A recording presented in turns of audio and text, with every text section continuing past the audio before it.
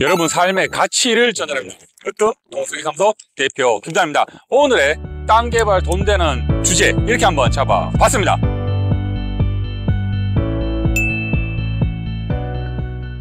제 좌측하고 이 뒤쪽에 있는 게 돌쌓기 시공입니다. 그래서 이 현장에서 제가 또 도면에 체크포인트도 어떤 건지 제가 카메라를 들고 한번 설명을 해드리는 그런 시간도 한번 가져볼 수 있도록 하겠습니다. 크게 이제 두 가지의 설명을 드릴 건데, 먼저 이제 첫 번째에 대해서 말씀을 드리겠습니다. 돌쌓기 시공 중요 포인트라고 제가 한번 잡아봤는데, 우리가 이제 일반적으로 돌쌓기 시공이라고 하면 전석 쌓기라든가 아니면 석축 쌓기, 또 일반 사람들은 이제 축대라고 많이 부르더라고요. 축대 쌓기, 또 자연석 쌓기 이렇게 되어 있는데, 이걸 전체적으로 제가 이제 돌쌓기라고 이제 시공이라고 명칭을 짓고 핵심 부분에 대해서 설명을 드릴 수 있도록 하겠습니다. 제가 예전에 토목 공사 잘하는 방법에 대해서 이제 말씀을 드릴 때 보강토 옹벽에 대해서 아주 자세하게 설명한 부분이 있었습니다. 그런데 우리가 이제 임야 개발이든 농지 개발이든 보강토 옹벽은 아주 보편적으로 많이 사용을 하고 있습니다. 그래서 여러분들께서 이 영상도 보시되 제가 링크를 걸어 드릴 테니까 보강토 옹벽 공사에 대해서 한번 보시면 도움이 많이 될 것 같습니다. 참고하시고요. 먼저 이제 저희가 허가 서류를 접수할 때 첨부되는 도면들이 지적도 및 주적도, 여기 현황 표면 들어갑니다. 그리고 이제 시설 계획 표면도, 그 다음에 이제 구조물 전개도인데, 전개도라는 건 말 그대로 이제 이런 돌쌓기 시공 선형이 어떻게 형성되는지 그거를 이제 도움이 됩니다. 그렇게 이해하시면 되고, 그 다음에 중단면도, 횡단면도 관련 상세도 있는데, 제가 이제 돌쌓기 시공에 대한 관련 상세들을 이렇게 한번 출력해서 가져왔습니다. 가져왔는데 뒤에서 이제 설명을 자세하게 해 드릴 수 있도록 하겠습니다. 크게 이제 돌쌓기 시공은 찰쌓기하고 매쌓기로 크게 두 가지로 나누어집니다. 찰쌓기 같은 경우는 제 뒤에 이제 보시다시피 이렇게 레미콘, 돌과 돌 사이 경과하기 위해서 레미콘을 바르는 게 이제 찰쌓기 시공이라고 많이 부르고 있습니다. 그리고 매쌓기라고 하는 거는 여러분께서 이제 많이 보셨던 데가 묘지, 이번에 이제 반의 높이를 좀 커버하기 위해서 그냥 돌과 돌을 그냥 이렇게 깎아가지고 견고하게 이제 쌓아놓은 걸 이걸 이제 매쌓기라고 합니다. 이제 돌쌓기 시공 방법들이 있는데, 이런 부분 같은 경우는 여러분들께서 산림기사 2차 실기에 대한 걸 한번 인터넷에 검색을 해보시면 거기에는 이제 돌쌓기 시공의 종류와 그리고 이제 장단점을 쓰시오 하고 이제 산림기사 시험에 나옵니다. 그래서 그럴 때 한번 검색을 해보시면 자세하게 돌쌓기 시공도 자세하게 알 수가 있습니다. 저 같은 경우도 자격증이 5개 있지만 산림기사 자격증을 땄을 때 이 시공 방법에 대해서 종류와 다 이제 특징을 다 외웠던 기억이 나서 말씀을 드립니다. 그리고 이제 또 중요한 거는 임야 개발을 하다 보면 대부분 이제 절토가 많죠. 이제 흙을 깎다 보면은 부수적으로 나오는 돌들이 있습니다. 그런 부수적으로 나온 돌에 대해서는 어떤 강도에 대한 기준이 안 정해져 있기 때문에, 미흡하기 때문에 부수적으로 나오는 돌은 기술자가 봤을 때는 안전상 좀 사용하기가 어렵다라고 참고적으로 말씀을 드립니다. 그래서 이제 큰 틀에서 첫 번째 중요한 말씀을 드렸는데, 제가 이 돌쌓기 시공 되어 있는 부분에 대해서 카메라를 들고 한번 이 상세도를 참고하면서 여러분께 말씀을 드릴 수 있도록 하겠습니다. 예, 돌쌓기 시공되어 있는 부분을 좀 근접하게 촬영하면서 설명을 드릴 수 있도록 하겠습니다. 이 돌쌓기 시공 같은 경우는 우리가 도면에 상세도가 반드시 허가서류에 첨부가 돼야 됩니다. 상세도라고 하는 거는 이 시공을 할 때 전문가, 시공 기술자들이 보고 시공하라고 하는 도면을 상세도라고 하는데, 보면은 이제 각종 자재 집계가 나와 있고 시공 방법에 대해서 나와 있습니다. 가로 1m, 세로 1m를 우리가 1제곱미터라고 하는데, 이 1제곱미터를 시공할 때 여기 보시면 이제 레미콘으로 이렇게 중간중간 발라놨죠. 아까 제가 말씀드리는 이제 찰쌓기 시공 방법인데, 이 같은 경우에 이제 1제곱미터를 시공할 때 석축의 사이즈 얼만큼 들어가고 또 레미콘 얼만큼 들어가고, 실제로 이제 시공할 때 뒤에는 이제 사면으로 되어 있지만 이 뒤쪽에는 뒤처럼 잡석을 또 합니다. 잡석을 하는 이유에 대해서 제가 설명을 드릴 건데, 이런 자재가 상세도 보면 다 나와 있습니다. 그리고 이제 공법도 무조건 직각을 세우는 게 아니라 안정화를 위해서 1대 0.2 주어진 경사가 나와 있고, 그리고 이제 이 아래가 예를 들어서 시공할 때 보면은 이 지반 자체가 연약한 지반이면 이 하단부에는 또 기초를 타설해서 처지지 않도록 하기 위해서 이제 기초도 시공을 합니다. 그런 같은 경우가 모두 그 상세도에 나와 있다는 걸 말씀을 드립니다. 그리고 이거는 대표적으로 찰싹키 부분인데, 여기 보면 이제 높이가 일정하게 쫙 이렇게 집안에서부터 이렇게 쭉 이렇게 쭉 형성이 되어 있죠. 이런 같은 경우는 이제 직사각형의 어떤 전개도 상이 이제 나올 겁니다. 도면상. 그래서 그렇게 이제 전개도는 참고를 하시면 되고, 중요한 포인트가 여기 보시면, 보이십니까? 이게 이제 물빼기 구멍인데 이게 굉장히 중요합니다. 이 돌쌓기 뒤에는 이 이제 흙에 우리가 토합이라고 하는데, 이 토합에 이제 견뎌야지 이렇게 유지가 되죠. 이 토합에서 이제 나오는 물을 갖다가 이제 이쪽으로 물빼기, 이쪽은 물을 빼내는 구멍입니다. 쉽게 말하면. 이 부분이 석축의 가장 중요한 포인트입니다. 그래서 보시면 일정하게 쭉쭉쭉 이렇게 나와 있죠. 보시면은 나와 있는데, 이 뒤에가 이제 잡석을 해 놓는 이유가, 이 뒤에서 이제 이렇게 집수를 해 가지고 여기로 물빼기 구멍을 빼내기 위해서 뒤에 잡석도 한다는 걸 말씀을 드리는 부분입니다. 그리고 또 중요한 포인트, 여기 보시면 돌쌓기 위에 육안으로 봤을 때는 한 5cm, 7cm 내외인데, 직사각형으로 쭉 이제 돌쌓기 위에다가 쭉 이렇게 시공을 해놨죠. 여기 보시면은 쭉 시공을 해놨습니다. 이 같은 경우가 이제 우리 상세도에 천단이라고 있습니다. 천단. 그런데 이 천단 같은 경우도 돌쌓기가 이제 견고하게 유지가 하라고 있는데, 이 부분도 굉장히 중요합니다. 안정상 굉장히 중요한 부분이기 때문에 말씀을 드립니다. 그리고 이제 이 시공을 보면은 이제 석축 쌓기 위에 사면으로 이렇게 계획 사면을 해놨죠.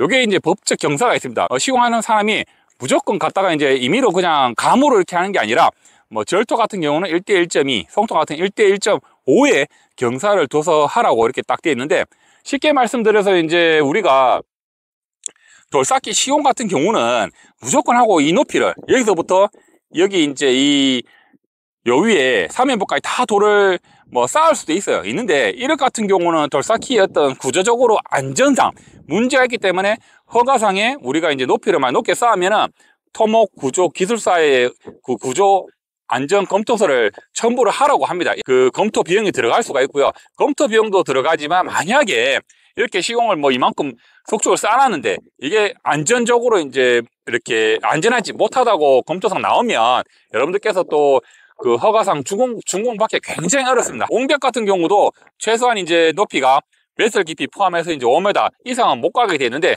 그 이상 올라가게 되면 똑같이 구조기술사 그 검토를 첨부를 해야 되고, 첨부보다 중요한 거는 안전성이 안 나올 수 있다라는 걸 말씀을 드리는 겁니다. 그래서 시공할 때 가장 중요한 거는 이제 메쌓기보다는 이 토합에 견딜 수 있는 이런 찰쌓기로 많이 시공을 하고, 보시면은 돌과 돌 사이에 레미콘을 아주 야물게, 우리 경상도 사투리로 야물게 발라놨죠. 이게 찰쌓기입니다. 이렇게 일정한 각도로 딱 이렇게 해놨습니다. 굉장히 시공이 잘 된 돌쌓기 시공이라고 저는 보여집니다.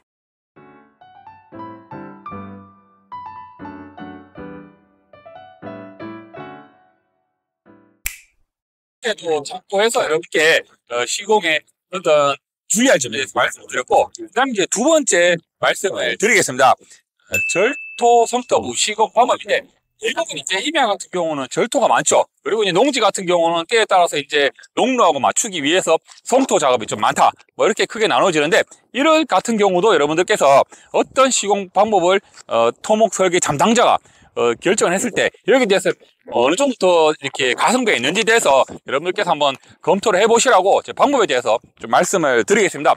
첫 번째로 콘크리트 옹벽, 여러분들께서 많이 보편적으로 봤죠. 일반적으로 높이 차이를 커버하기 위해서 철근을 대고 그 거푸집을 대서 레미콘 탓을 하는 콘크리트 옹벽이 있는데, 이런 같은 경우는 이제 요즘 레미콘 단가나 뭐 자재 단가, 그 다음에 인건비 이런 게 굉장히 많이 상승을 해가지고 단단하고 안전은 하지만은 양생 기간이 좀 길 수가 있고, 그 다음에 여러 가지 시공 비용이 많이 들 수가 있습니다. 그래서 이런 부분은 장단점이 될 수 있고, 또 한 개는 이제 전문 기술자가 철근을 도면 상세도에 의해서 배근을 해야 되기 때문에 전문가 시공 반장님 포함해서 그 시공의 전문가들이 정밀하게 시공을 해야지 된다라는 걸 말씀을 드리고, 예전에 저도 이제 설계 사무실에서 이제 일을 직원으로 있을 때 현장에서 실질적으로 옹벽의 부실 시공으로 인해서 그 토합에 견디지 못하고 옹벽이 이제 이렇게 무너지는 걸 봤습니다. 하기 때문에 무조건적으로 옹벽이 튼튼하다 이렇게 생각하지 마시고, 그런 부분이 주의해야 된다라는 걸 말씀을 드립니다. 그 다음에 이제 두 번째 이제 식생블럭인데, 식생블럭은 여러분들이 좀 많이 보시는 데가 소하천 주변에 양쪽에 보시면 이렇게 블록으로, 큰 블록으로 해서 이렇게 쌓아놓은 게 있습니다. 보통 뭐 2m 내외로 이렇게 쌓아놓는데, 이런 같은 경우는 이제 핀으로 블록과 블록 사이를 고정을 해가지고 이제 주위에 이런 식생, 말 그대로 이제 풀이나 이런 걸 잡초가 자랄 수 있게끔 하는 부분이 이제 식생 블럭인데, 사이즈가 굉장히 큽니다. 크레인이나 이런 걸 또 이제 운반을 해야 되는 부분이 있기 때문에 이런 부분이 좀 불편하고, 가장 큰 거는 이제 높이 제한이 있습니다. 식생 블록 같은 경우는 보통 2m 이내로 하기 때문에 토합에 견디는 게 굉장히 약합니다. 약하기 때문에 여러분들께서 무조건 자재가 있다고 해서 4m, 5m 올리시면 바로 우리 경상도 사투리로 자빠질 수가 있습니다. 무너질 수가 있습니다. 그렇기 때문에 굉장히 높이 제한이 있다. 세 번째, 이제 제가 링크 거래 들었더니 보강통벽인데, 보강통벽 같은 경우 여러분 많이 보셨을 겁니다. 뭐 고속도로 지나가다가 인터체인지 주변에 이렇게 보시면 보강토를 많이 쌓았죠. 색깔로 해가지고 이쁘게 쌓아놨는데, 이런 같은 경우는 이제 우리가 그리드라고 기판을 깝니다. 이 판 까는 이유가 이제 토합에 무너지지 말라고 지지를 해주는 역할인데, 이 깔고 다지고 시공 방법이 굉장히 빠릅니다. 그리고 이제 높이도 높게 쌓을 수가 있는데, 다만 주의해야 되는 거는 이제 5m, 높이 5m마다 1m의 간격, 우리가 토목 용어 소단이라고 하는데, 이 간격을 두고 다시 쌓고 이렇게 해야 된다는 게 굉장히 중요하고, 보강통벽 역시 이제 그리드 설치가 굉장히 중요한데, 이 그리드 설치된 부분에는 건축 구조물이 간섭이라는 거는 이제 매설된 위에다 건축 구조물을 올릴 때는 토목 구조 기술사라든가 안전 판단 한번 하셔가지고 설계를 해야 된다는 게 굉장히 중요한 부분이고, 그 다음에 이제 석축 이제 쌓기인데, 이 같은 경우 아까 제가 설명을 드렸죠. 그 내용으로 가름을 하면 될 것 같습니다. 그리고 이제 또 하나의 방법이 사면이라 하면 좀 낯선데, 우리 번면, 뭐 사면이라 하기도 번면이라도 하는데, 이런 같은 경우는 이제 말 그대로 기존 임야를 절투를 해서 자연식으로 이제 경사를 줘서, 구조물 설치 없이 경사를 줘서 이제 만드는 걸 번면이라고 우리가 이제 얘기하는데, 우리 사면 같은 경우는 직각으로 깎을 수가 없죠. 왜냐하면 흙에 이제 슬라이딩, 무너짐을 방지하기 위해서 경사로 이제 절투를 하는데, 절투 같은 경우는 이제 높이 1에 경사 1대 1.2 이런 경사가 법적으로 지어져 있습니다. 산지관리법에서 기준되어 있고요.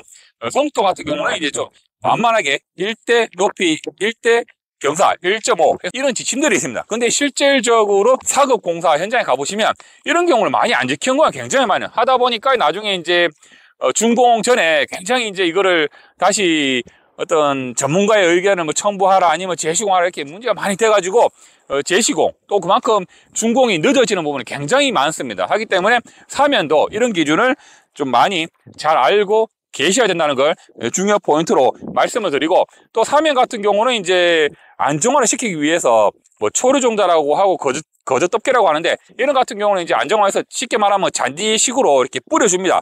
뿌려줘서 이제 거기에 토합이 좀 안정적으로 할 수 있도록, 이 같은 경우도 무조건 시설을 해야 되는데, 통상적으로 이제 겨울에 이제 토목공사를 하다 보면 이런 게 이제 활착이 잘 안 되다 보니까 담당 공무원이 이런 것도 보완을 좀 많이 내는 경우도 많습니다. 그래서 그렇게 참고하시면 되고, 무조건 사면 또 무조건 옹벽보다는 이런 같은 경우에 이제 적절하게 사면과 뭐 뒤에 보시다시피 사면과 돌쌓기 이런 걸 밸런스를 맞춰가지고 여러분들께서 해 주시면 땅 개발의 가성비가 높아진다라고 말씀을 드립니다. 그래서 오늘 중요한 포인트 말씀을 드렸고, 오늘의 결론 이렇게 말씀을 드리겠습니다. 땅 개발은 토목 계획고 결정이 매우 중요함라고 결론을 내려드리겠습니다. 토목 계획고라는 거는 어떤 설계 기술자만의 자기만의 어떤 기술력이기 때문에 정답이 없습니다. 그런데 이 계획고에 따라서 구조물을 더 많이 쓸 수도 있고, 가성비가 떨어질 수도 있고, 가성비가 더 높일 수 있기 때문에 오늘 결론으로 한번 잡아봤습니다. 돌쌓기 시공, 보강토 다음으로 굉장히 많이 한 시공입니다. 여러분들 땅 개발할 때 이 영상 꼭 참고하시면 가성비 좋은 땅 개발이 될 것 같습니다. 좋으셨다면 좋아요 버튼 한번 눌러주시길 부탁드리겠습니다. 그리고 여러분들께서 이런 땅 개발에 이런 내용이 좀 궁금하다, 아니면 이런 내용을 좀 알려줬으면 좋겠다라고 하시는 분들은 저희 댓글에 남겨주시면 그 댓글을 기준으로 참고해가지고 영상을 찍을 수 있도록 하겠습니다. 산불 피해가 지금 계속 간간히 일어나고 있는데, 제가 늘 유튜브 찍을 때마다 늘 이 시점에는 말씀을 드립니다. 산불 조심하시라고 말씀드리는데 항상 조심하시고 환절기, 감기 조심하시길 바랍니다. 고맙습니다. 아, 이 날씨가 더워지면 이 뱀이 나오는데, 아, 장화를 한 개 사놔야 되겠네.